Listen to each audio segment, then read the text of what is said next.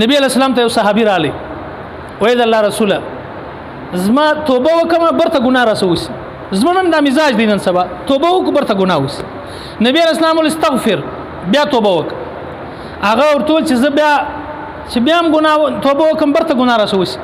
نبی علیہ السلام ته ثالث الرابع درې وار توبه وک څلور وار توبه وک اخر دا ورته نبی علیہ السلام وای ته دومره زیاته توبه وکړه چې شیطان ګر سره حسرت وکي افسوس وکي چې دا څنګه سړی دی زه ګناه به کوم دی توبه کوي زه ګناه به کوم دی توبه کوي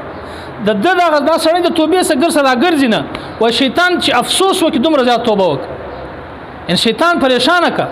په پریشانی کې مبتلا کړه لکه ته چې په پریشانی کې مبتلا کړه دا شیطان ته په پریشانی کې مبتلا چې دا ګر سره پتا باندې افسوس وکي چې دا څنګه سړی دی زه ګناه به کوم دی توبه کوي زه ګناه به کوم دی توبه کوي شیطان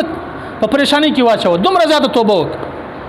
یعنی مطلب دا دی چې څومره توبه وکي الله پاک بیا ست توبه قبلې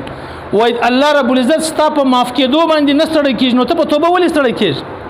ولی الله ته توبه نه کوي ولی دومره په غفلت کې ګوره د زموږ د دنیا مثال دی یو سړی چې په ګرمي کې ګرځي بدن یې خولې وکي بوی یې د بدن ته ورته وای ورسه یاره ولم بیژه غسل وکړه دا بدن بوی به ختم شي او دای ته وایي چې دا خو نو ګرمي ده که زه ولم بیژم سپا سمبر ته ګرمي ده خولې به راسي برته بدن بوی کوي لهذا نه لم بیژم بس دغه شي نو دا بیوقوفه دی که نه دی کپړې خیره نیسي زموږ سپینې کپړې مثال خیره نیسوې یو سړی تا ته ووایي چې ته ورسه دا کپړې ومینځه صفا کپړې په غاړه دی وایي نو خو برته به خیره نیسي دا برته کپړې خیره نیسي لهذا زه نه صفا کوم ولې خواري کار دا بیوقوفه معلومي دا سړی داسې دا ګناه هم داسې ده لکه څنګه چې موږ کپړې خیره نه په غاړه کوو نه پرېږدو د بدن خولې دغه بوی چې دغه په ځان باندې نه پرېږدو خامخا موږ صفایي کوو د بدن غسل کوو په دنیا کې دا شی موږ نه برداشت شو دغسې د باطیني چې کوم ګناه ده هغه ګناه هم باید چې موږ نه پرېږدو ګناه وسو بیا توبه وکړو ګناه وسو بیا توبه وکړو بلکې په یو حدیث کې راځي د قدسي ده یا ابن آدم لو بلغت ذنوبك عنان السماء ثم استغفرتني غفرت لك ولا أبالي الله رب العزت عجیب خپل بندگان څومره په ګران دي وای لو بلغت یا ابن آدم اې د آدم زوی لو بلغت ذنوبك عنان السماء کستا ګناه د اسمان سر ته ورسیږي ثم استغفرتني بیا ته زما سره استغفار وکې توبه وکې غفرت لك ولا أبالي زه به ستا ټولې ګناهې در معاف کوم او زه پروا هم نه لرم د دې شي زه سمت ذاتم بې نیازه ذاتم ته هر څومره ګناه چې وکې اسمان هم ځکه په منځ کې څومره غټه خلا ده دومره ګناه وکړه خو ما ته برته راسه توجه زما طرف ته وکړه توبه وکړه دا ستا ټولې ګناهې به در معاف کړم او زه د چا پروا نه لرم بادشاه یم شهنشاه یم نو توبه ډېر عظیم نعمت دی ډېر لوی نعمت دی د 40 کاله ما دې ته وویل یو سړی ګناه کې شیطان 40 کاله ګناه باندې وکړي دی خالي بس یو ورځ توجه وکړي لاس پورته کړي یا الله ډېر ګناهګار یم یقینا ډېرې ګناهې مې کړي دي زه ستا ګناه کوم او ته په ما باندې نعمتونه کوې او بیا الله ته وژاړي اوس یو سړی به وایي ما ته ژړا نه راځي څه وکړم ابوبکر رضی الله عنه په باره کې راځي هغه وایي که تاسې وژاړئ که چیرې ژړا نه درځي د ژړا شکل جوړ کړي هغه سي رنگ خالي وینځه بس لکه سړی چې ژاړي که ژړا نه درځي هغه شکل جوړ کړه بس تا توبه قبول شي دومره اساني راته کړې چې سړی زړه سخت دی نه ژړا نه ورځي هغه شکل خالي جوړ کړه هغه انداز خالي اختیار کړه الله ته دا انداز لا خوښ دی نو مشه دا توبه وکړي د شیطان 40 کاله مهنت ختم شي دومره بهترین نسخه ماته ته مخکې مول چې الله را کړې ده لیکن موږ ټول په غفلت کې او بیا دومره مبارک اخري جمعه ده دا 2-3 ورځې پاتې دي په دې کې راسي د شیطان د مهنت ګرد ورځای شیطان په افسوس باندې مجبور کو حسرت باندې مجبور کو چې د سر وټکی په سر خاوري باد د موقع ده کنه ګرد کال بیا د پلاس باندې ورزو بیا مې د پریشانانو سره مخامخ کې اوس الله مو کرا کړی د زړونو نرم دي الله ته موږ ډیر وځاړو نو دا توبه الله ته دومره زیاته خوښه ده دومره زیاته محبوبه ده الله پاک د عمر رضی الله عنه مبارک راضي وي د په زمانه کې یو سړی گویا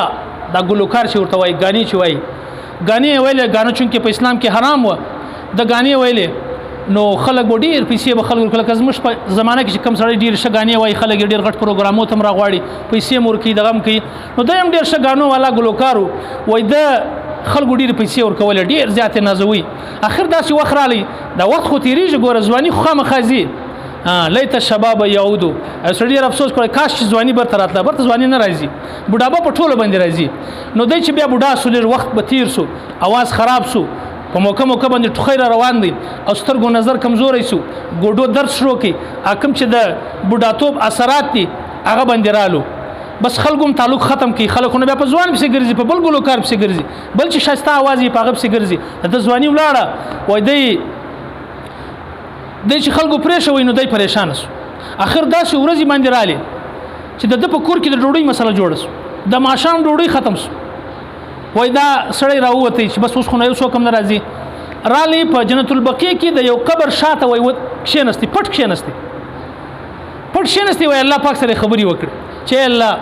کوم ټیم چې زما ځواني وه زما ډېر ښه اواز و نو په هغه ټیم کې ګرد خلک ما ته راتلو پیسې هم راکولې زما د کور خرچه هم برداشتوله زما یې ډېر خیال ساتئ اوس چې دی زما اواز خراب شو زه بوډا شوم اوس یو څوک هم زما پوښتنه نه کوي وای ډېر په افسوس الله پاک ته په درد باندې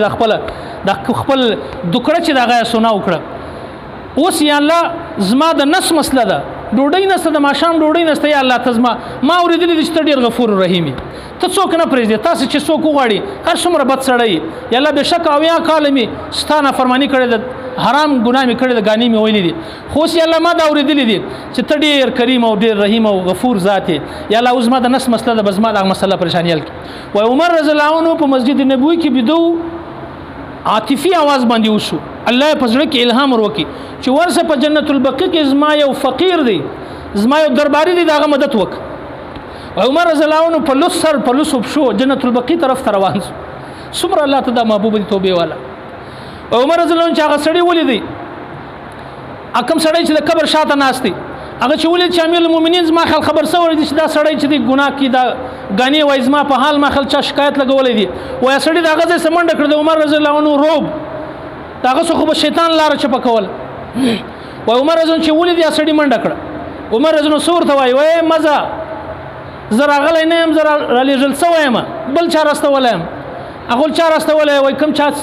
چاته چې تا د درد आवाज کړی دي څوک چې تار غوښتي دي هغه زرا ستا په باره کې راستولم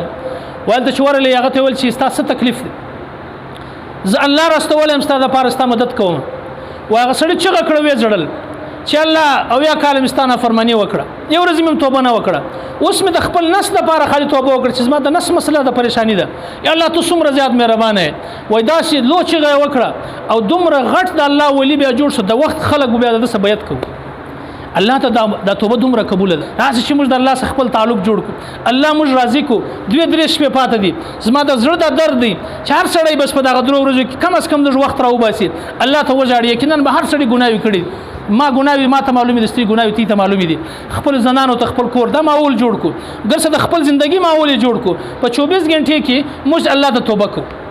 دا ګناوي به داسې به ګور د کپړه منشي صابون تیری جار وخت صفا کیږي کپړې څنګه صفای کې ته لکه یو مې اصلي کپړې بغاړي کپړې به څومره خرج خلک نو یار د کپړو سره بوی راځي لر صفا کا